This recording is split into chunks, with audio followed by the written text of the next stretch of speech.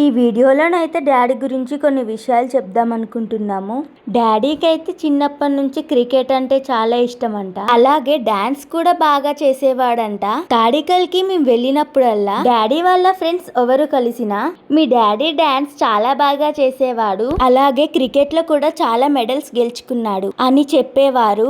డాడీకి తల్లిదండ్రులు లేకపోయినా అత్తయ్యలు మాత్రం ఆ లోటు తెలియకుండా చూసుకున్నారంట. ఈ విషయాలన్నీ మీకెలా తెలుసు చిట్టి అనుకుంటున్నారా?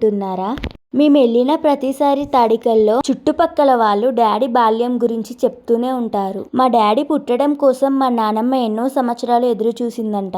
ఎన్నో దేవుళ్లకు మొక్కగా మా డాడీ పుట్టాడంట. కానీ మా నానమ్మ సంతోషం 3 నాళ్ళ ముచ్చటే అయింది. డాడీ 4 సంవత్సరాల వయసులో ఉండగానే నానమ్మ చనిపోయింది.